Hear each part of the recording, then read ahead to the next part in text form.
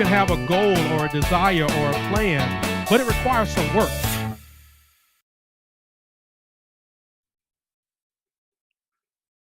All right, what's up, everybody? It's Christopher Harris. I'm back at you, back with you. This has been an absolutely incredible journey as we've been focusing in on temporary assignments. Listen, I'm telling you, you need to go get this book. The message is incredible. The testimonies that have been coming around this notion of change and transition and reinvention have been absolutely amazing. Maybe one day I'll get on here and I'll actually, obviously with permission, but I'll read some of the testimonies of folks that have been reading this book and how it's been inspiring them and engaging them. And for any of you that have been following me here on social media or specifically on YouTube, you know that there have been a series of interviews that I've already done and more that will be coming through this year and possibly even beyond. That has really been very practical to have conversations with folks in various spheres of influence and in industries and in areas where all of us have to at least stop to ponder where am I in transition in this particular area of my life. And so we've talked to folks that have been in professional environments, how to get your career on track, how to get your life and your family on track, how to get your relationships, your businesses on track. And today we're coming full circle because we've got a young lady who I had an opportunity to meet a number of years ago in Chicago. And since that time, she has been in an incredible transformation journey. She's been in this process, if you would. And the process is still ongoing, so she's not finished yet. But this is Q-Wing. What's up, Q-Wing? How are you? Hey, I'm doing good. How are you, Pastor Harris? I'm fantastic. Hey, thank you for taking a few minutes to be on with me today. I really appreciate that. Time is all we have sometimes, so you're taking taking some of your precious time to be on. So thank you so much for that. So welcome. I'm happy to do it. Yeah. So, all right. In real life, in your full-time job, you're an educator, right? And so thank you. I'm married to an educator who is passionate about it, skilled and trained in it. She's got a doctorate in it. She lives it, breathes it, sleeps it, talks about it all the time. Sometimes education has taken over our date nights and our couple vacations, but it's all good. And so I understand firsthand the amount of sacrifice, the amount of love, compassion, energy that you all bring to it. And so on behalf of everybody that's watching and everybody that has not figured out yet that none of us would be who we are if it wasn't for powerful educators. So thank you for what you're doing every day in the classroom. I appreciate that. Thank you. Yeah, absolutely. But that ain't what we're going to talk about today. We're going to talk about this other journey you've been on. And it's been an incredible one. So real quick, tell everybody what's that journey. Tell everybody real fast what this transformation has been. That transformation journey has been losing over 100 pounds naturally. And I like to say supernaturally. When I say naturally, let me talk about what that is. That means no surgeries, no pills, powders, skinny teas, waist trainers, potions, all of that stuff. Hey, to whoever wants to do that. But that was not what my journey was. And I like to say supernaturally because the natural is the clean eating and the fitness part, but then the super part is applying the word of God to the endeavor as well.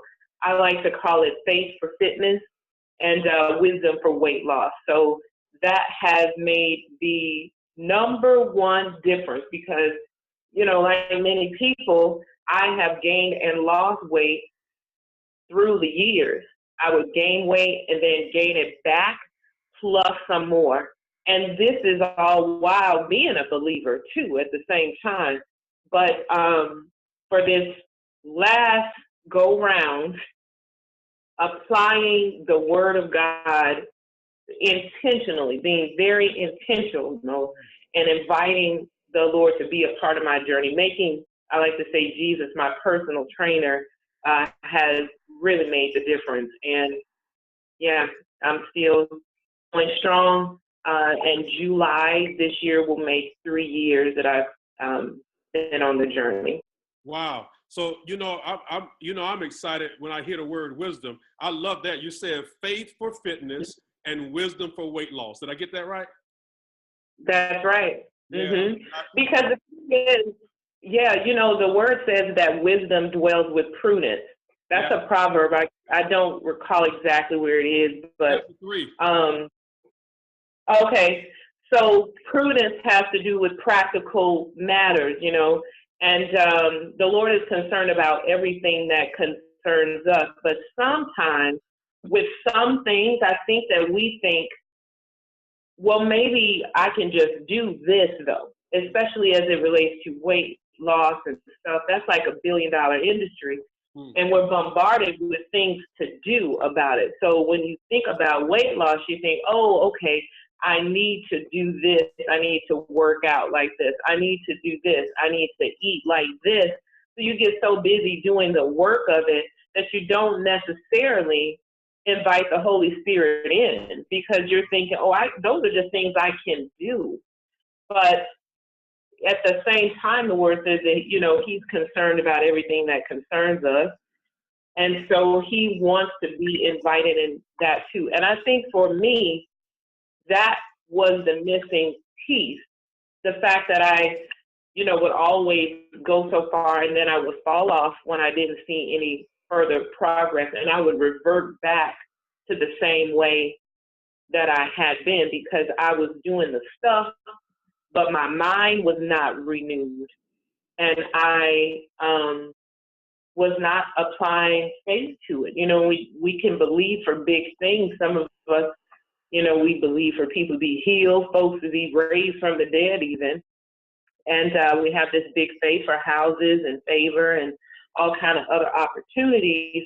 But that was a matter that I had not invited God into. I thought that I had, because, maybe I was working out and had some gospel music playing or something while I was doing it. But that's not it. It is so much deeper than that. I am convinced that weight loss is first a spiritual endeavor above all else. Wow. So let me mention. So let me do this. Those that know me personally, and even some that have probably followed me for a little bit on social media, know that my wife and I, we also went through a journey, probably not as much of a transformation as you, because there were some other things, and we'll deal with a little bit of that in a moment. Where we lost a considerable amount of weight, and in my case now, I'm still trying to keep that going and focused, and trying to strive to be, on top of that. My wife is really at a good place. But I recognize through lots of conversations and reading and studying and in my own journey that there's a catalyst. There was something that sort of said, okay, now it's time to turn this light switch on and we got to get this thing going. So I want to back up, 3 years ago or 4 years ago, maybe. Okay. And, so at the point that I met you, obviously you had not started the weight loss yet, but you were also, there were some things going on relationally. There were some things going on emotionally.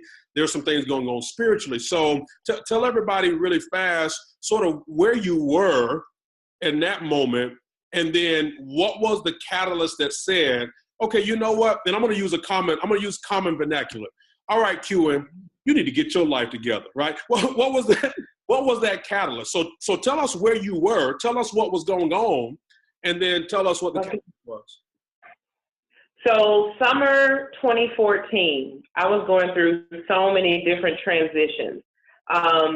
To name a few, and one of the things that I learned from you, Pastor Harris, years ago, is about how people go through so many different emotional traumas, but then they just keep going because you got to keep it moving, and we don't deal with them. So some of the ones that I was going through, number one, I had lost my job. And because of that, I had been living off of my savings, which was now dwindled down, basically. So I was in, all of this crazy stuff going on financially. I also had to walk away from, end a relationship with the man that I thought that I was going to spend the rest of my life with. I was in a position where I needed to move. That was a big transition that was happening. And it seemed like all kind of crazy stuff would happen to me all the time. It seemed like madness, if you will, was being attracted to me. To give you an idea of just how bad things would be sometimes, like I remember one weekend, my car had got totaled. While it was parked, a drunk driver had smashed into the car parked in front of me, and then that car bammed into the front end of my car, and it was just crumpled, just totaled in the front. And I remember standing there looking at it, being that I was going to be moving soon, knowing that it was time for me to end this relationship, going through the financial stuff, all this, different kind of stuff in my family with my father as well, who just crazy stuff. And I remember looking at the car thinking, can it get any worse? And I even said it out of my mouth. Before the tow truck could even take the car away, I come back outside and see that some crazy kids, I guess, this is what the police said, had set that car on fire in front of mine. So it was burned, completely gutted. And then that caught my car on fire. So now my car had been burned. And I remember then being like, well, I said, could it get any worse? Wow. And it was just a series of unfortunate events happening. Every day was Jonah on that boat type of thing. It was crazy. It was bonkers. It got to the point where I felt like I was living outside of myself, just walking through life, in a way kind of expecting things to get worse, not wanting to, too scared to be hopeful almost. And being heart. Yeah. And the hope deferred makes the heart sick. I don't know if I'm mixing the word with Langston Hughes or something like that, And okay. Oh, he's talking about a dream deferred, festering like a raisin in the sun. Okay. But it was crazy. And so finally I get moved, right? So the good news is I chose a place that was near the water because the water has always been calming for me. I grew up as a kid going fishing with my grandma, so we would be on the water a lot, and so I'm on the lakefront. And I was walking, and I remember the exact spot where I was when I stopped along this walk, and I said, a year from now, and I was not even thinking about weight loss. I was just thinking about sanity. A year from today, I want to look back and be like, wow, my life is completely different. I wanted to look back and just be better. And I stopped and had that moment with myself. And then I walked on and I was thinking, well, how do I do that? What do I need to do? And the only thing I could think of in the moment was I need to change the relationship that I have with myself. I need to be more compassionate to myself. I had just heard a teaching that was not a Christian teaching, if you will. It was just some seminar online that I had taken, and these women who had been through just really traumatic things, because I was trying to find just help, just peace from anywhere I could find it. And this lady was talking about how, when somebody's on crutches, people don't say to them, you need to throw those crutches down and just start walking. Why don't you just start walking? That people don't do that because there's an understanding that bones take time to heal. However, we don't extend the same grace and compassion to ourselves as it relates to our heart. So that was still floating around in my mind. So I thought, I know what I need to do. I need to be compassionate to myself because I've always been called the gracious one. Like that's a thing in our circle, you know, oh, the gracious one. Like that's me with other people though. But just the things, the way that I thought towards myself, the way that I saw my future, you know, the way I was feeling so hopeless and the way I had so little mercy for myself, I knew I needed to be more compassionate. So I started with, I didn't, you know, when you're going through a transition or a transformation, you don't know that's what's happening at the time. That's kind of like you look back and you're like, whoa. So now talking to you about it is like, okay, I didn't know this was a thing, but now I get to talk to people about this. I remember the first thing I said was, I'm going to treat myself and talk to myself in the way I would treat my best friend. And you know one of my best friends, and you know that there's certain things that you talk, ways that you talk about, and when you talk to people that you love. And if I wouldn't say to her, you so stupid, why you always do that? You always mess, you just can't get it together, huh? You are so fat. You look disgusting in that. You know what they're probably thinking about you, right? Like I would never talk like that about her or anybody that I love. So the agreement to myself was, well, you can't talk to yourself like that either. So if I had to catch it, it was a constant like catching it, you know, like that bubble wrap game or those games on the phone. Like at first I was constantly catching it, constantly bringing those thoughts down. Like if that was a workout. Yeah. But what happened was, go ahead. No, I was going to say, so what you just said though is so powerful because I don't think people realize that there's so much of our life around this notion of change and transformation and reinvention that really starts with, like Philippians 4:8 says, hey, you know, whatever you meditate on is going to impact your life. Now, and you're so right, because, and you know what you just reminded me of, me standing there with a car that's been totaled saying, oh, well, can it get any worse? Come back and it's on fire. Yeah. It's the same work in reverse. Yeah. So, the verse says, whatever is true, whatever is lovely, whatever is honest, whatever is of good report. It says meditate on these things. And it's interesting because I think, I think we end up meditating so much on the wrong stuff. Here's a way that I like to think about it. The wrong information is going to always find you, but you got to go get the right information.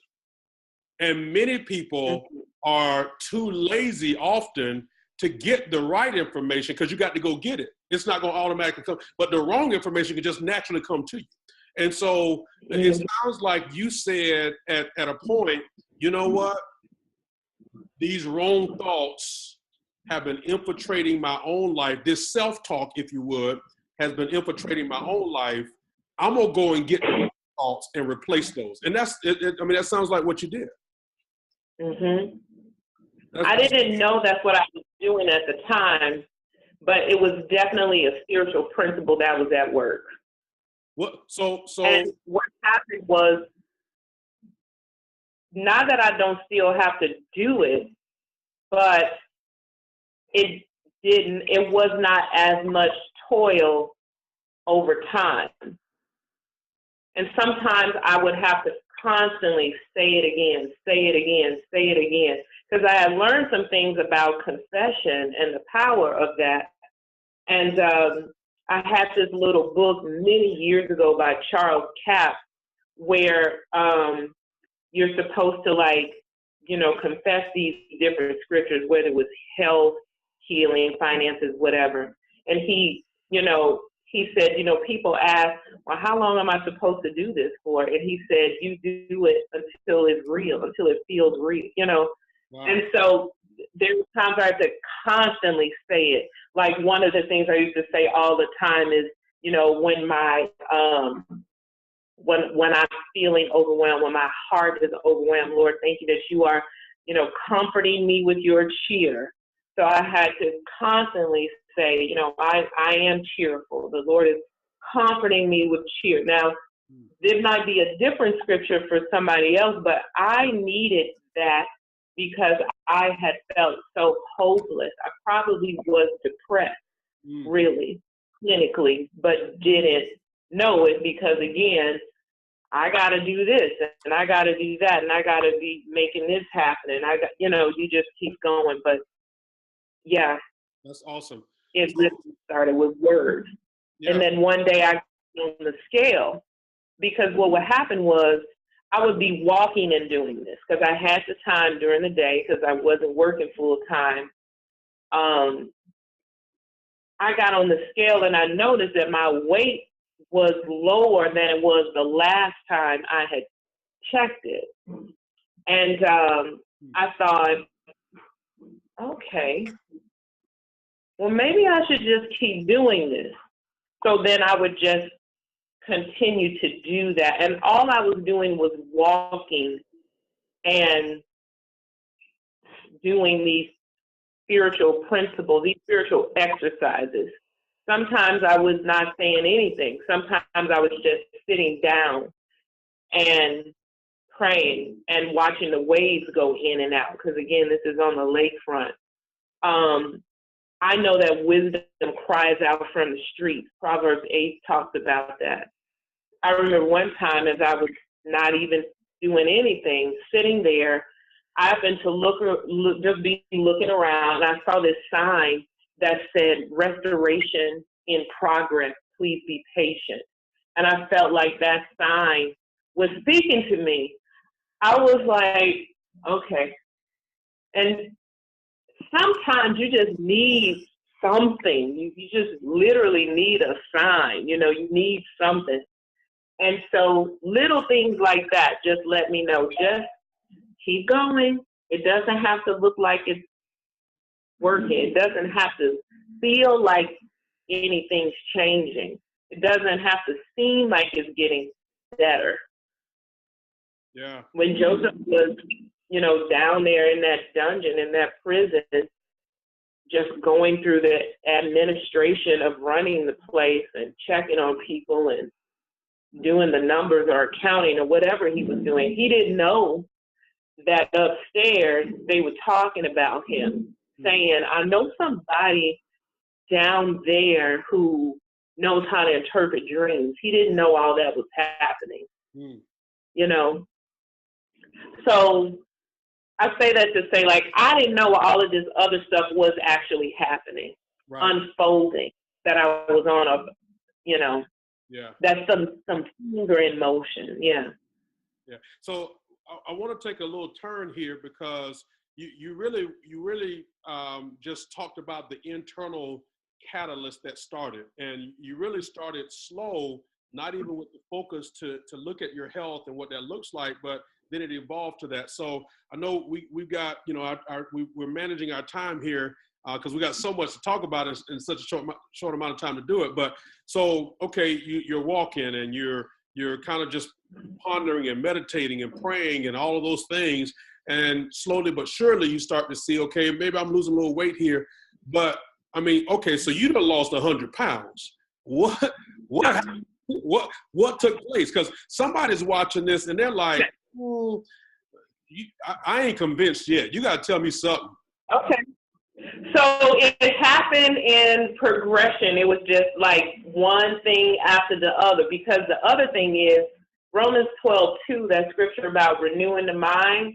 In the Message version, it talks about, you know, when it take your daily, everyday going about life and place it before the Lord, right? And then it goes on to say, you know, how transforming your thinking will transform you from the inside out. Something like that it says, right?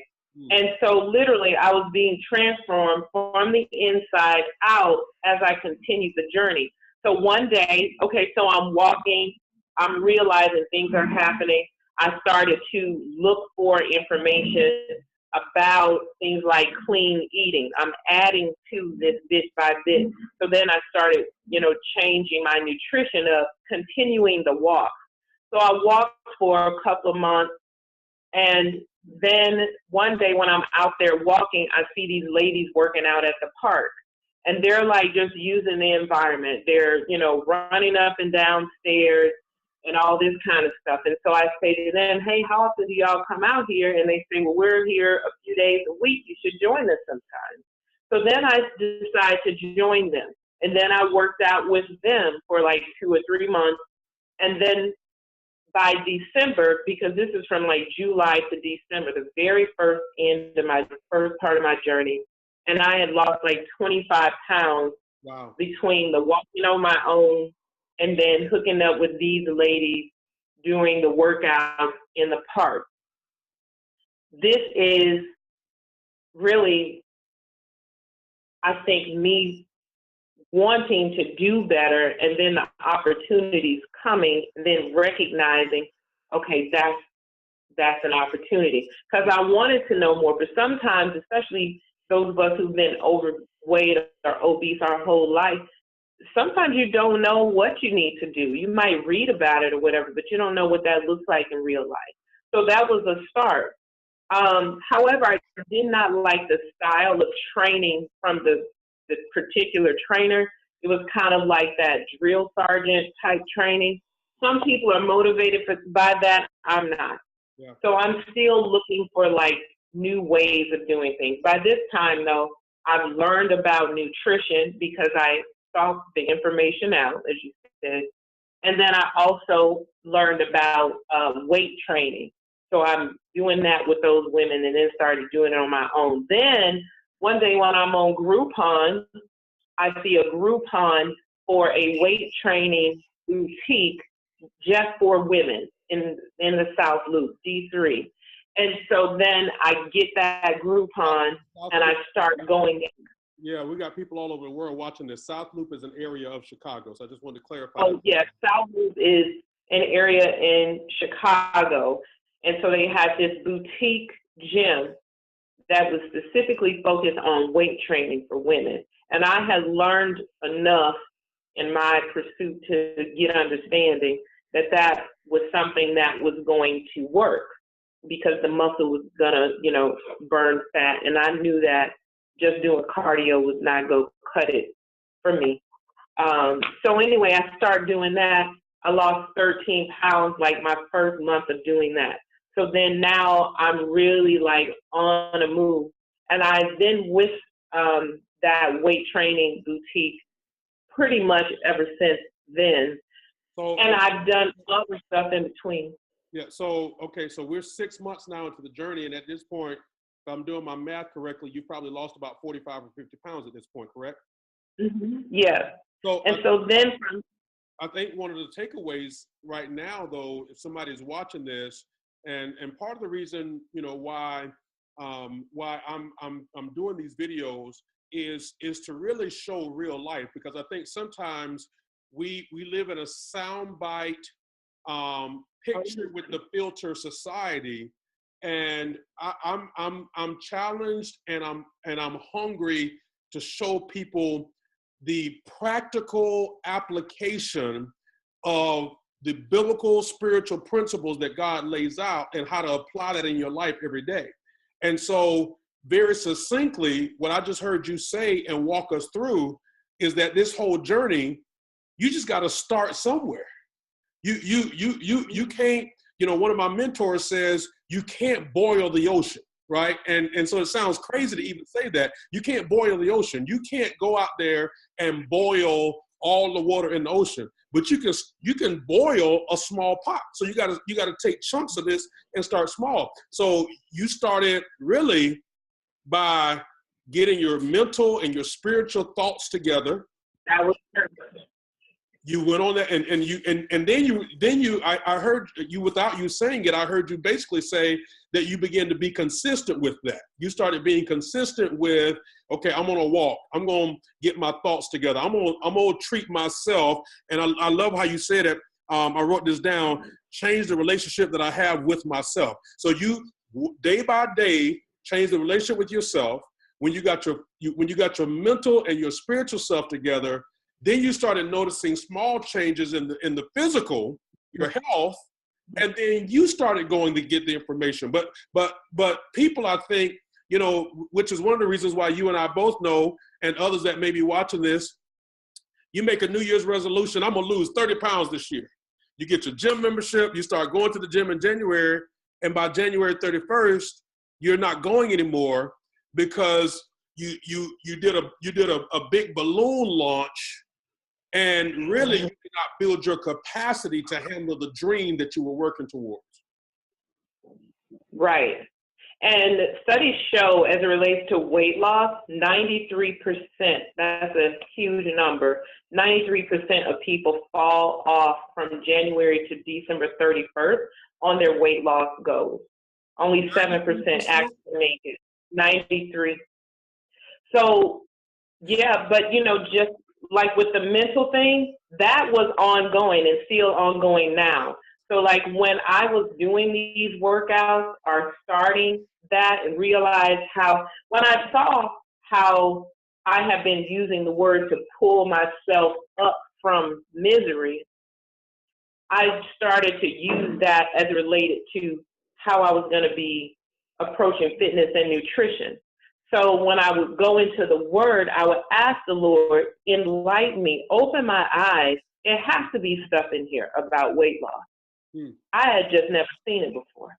So then I started confessing 1 Corinthians 9:27. I discipline my body like an athlete, training it to do what it should. So I'm saying all this and believing this all along the way as well. Along the way to that. No, it was not quick. It took 2 years for me to lose 100 pounds. But I let go of the deadline because I wasn't doing it to be a certain size by summer or to look a certain way at somebody's wedding or graduation. It was completely different. I wanted to change.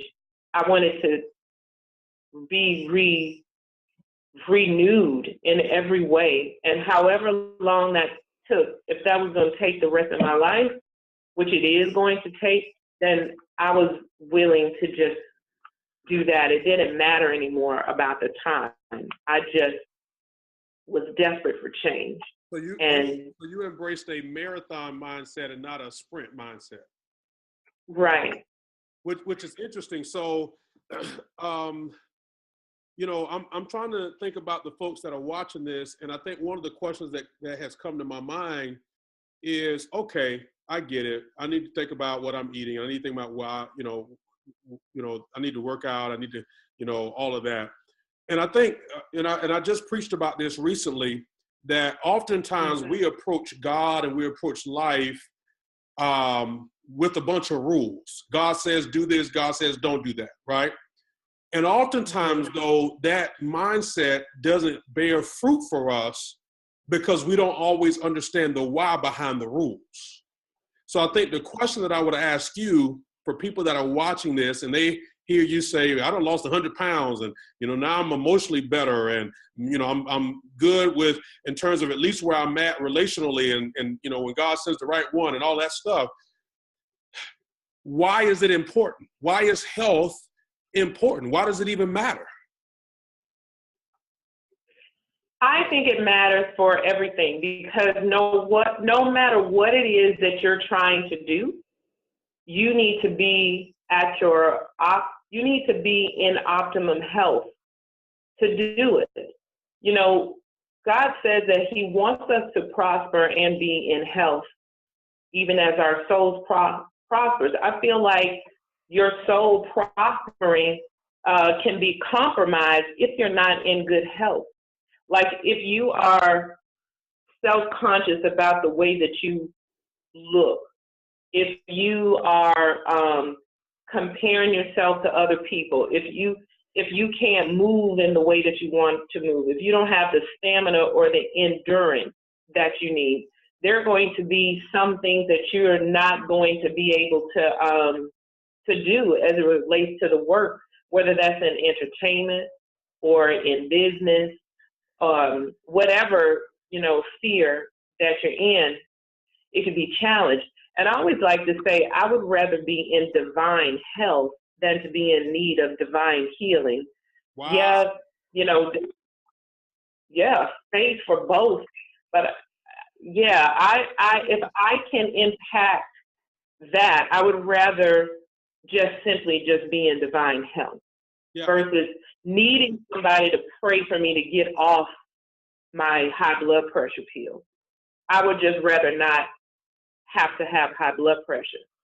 I would rather not need somebody to pray for me to not, Were you there's so many. Were you on any medications at any point? No, I wasn't.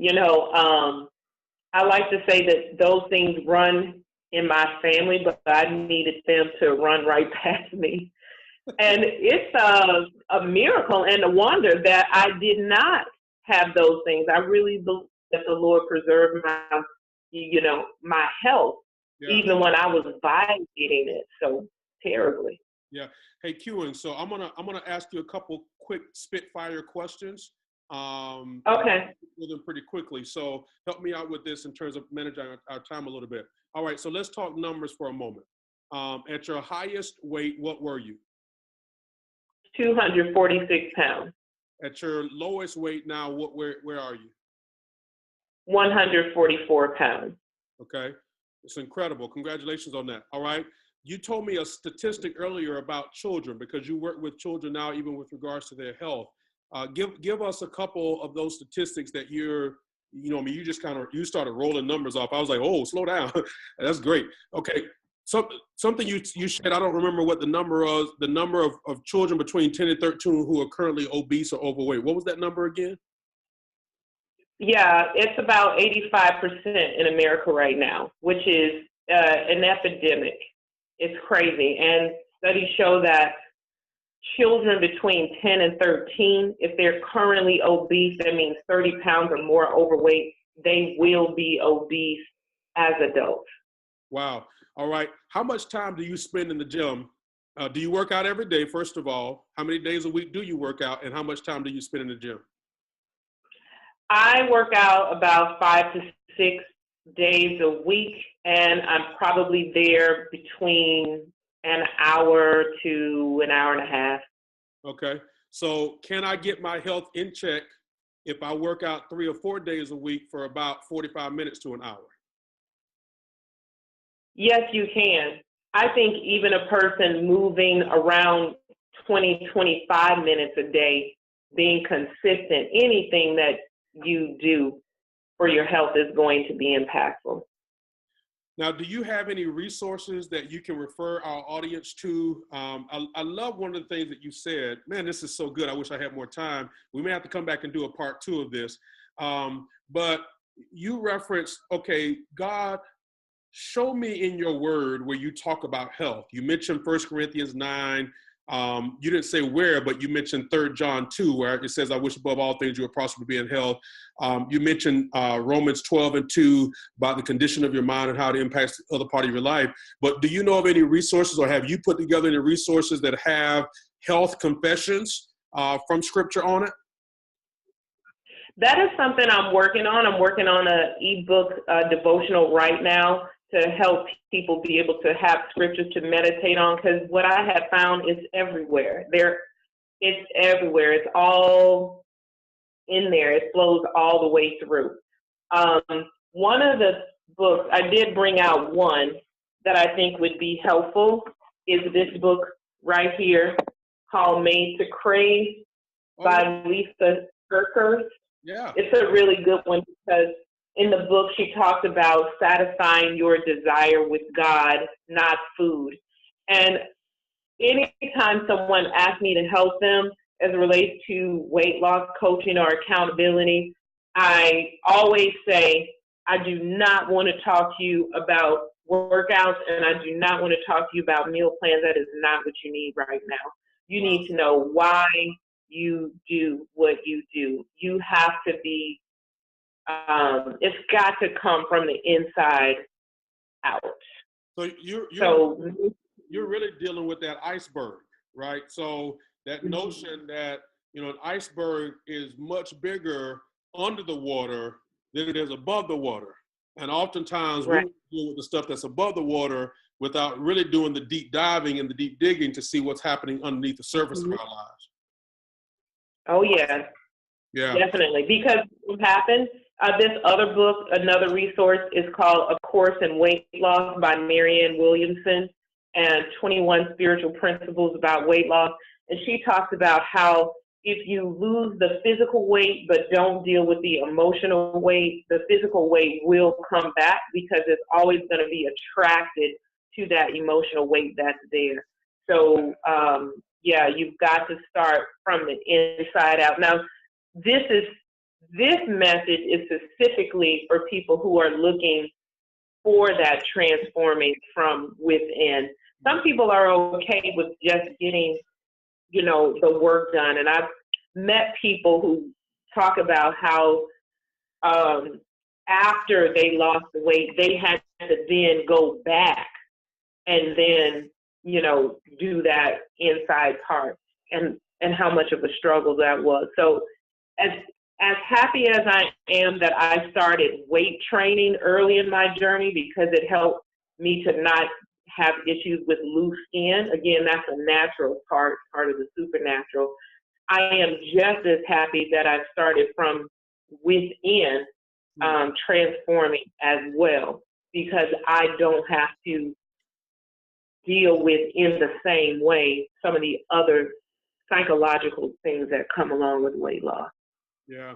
So Q, we're out of time. We're gonna definitely have to do a part 2 of this, because this has been incredible. And I really think we really just kind of skimmed the surface. For those that are watching this particular broadcast and this recording, I've got Miss Q Jones on the line with us, and she's been talking about a little bit, really just kind of, you guys really just kind of got the tip of the iceberg of the major transformation that happened specifically while she's on with us today around her physical life.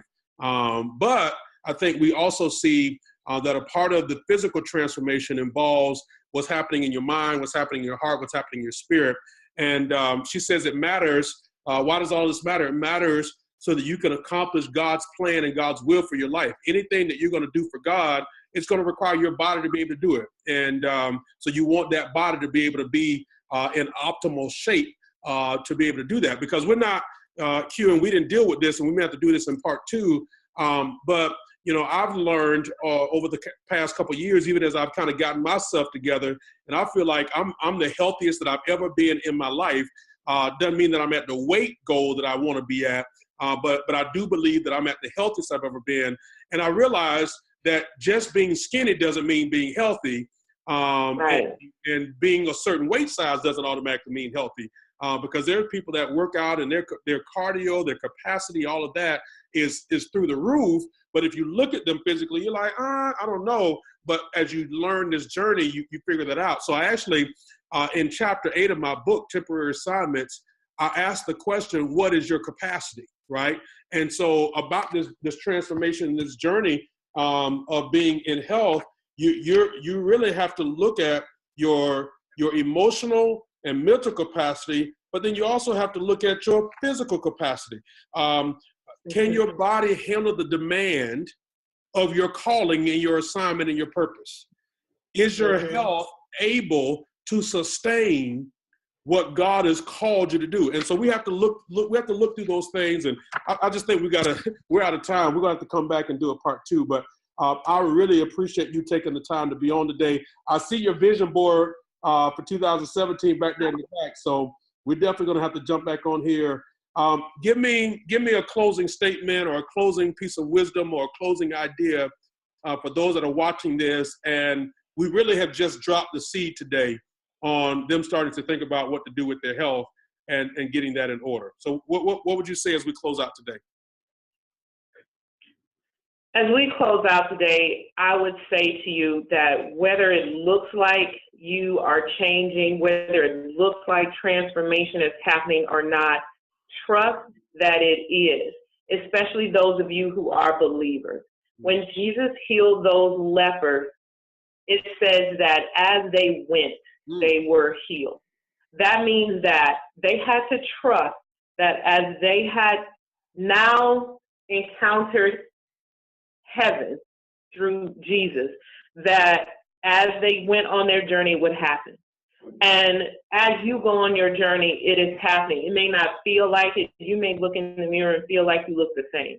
As they were walking along, they noticed that open sores, lesions that they had on their face, they probably touched their face. Wait a minute, my skin is smooth. Limbs, fingers that have fallen off from the disease, every scab, all of that, they were being renewed as they went. So as you go, these toxic thoughts, the way you think, that's being healed.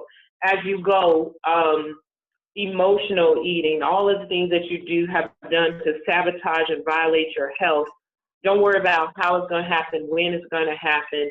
It is happening. You've just got to go and continue to go, trusting that because you allowed the Lord in to be a part of your journey, that he's healing, restoring you, and taking you into divine health. That's incredible. So I'm going to be the 1 out of the 10 that comes back and says thank you. So thank you for being here today. Everybody that's watching, you guys are incredible. Thank you for being a part of the journey. Temporary assignments. We've been talking about this for the last few months, and we've dealt with all of the areas of life that you could possibly deal with: finances, health today, and so many other things. So I want to invite you, go get the book, Temporary Assignments. You're either in a transition, coming out of one, or on your way to one. And I want you to have all the wisdom you need to have to successfully navigate the transitions that you're going through and that you will go through. So thank you for tuning in. I look forward to seeing you the next time. All right. Y'all know what I always say. Peace. You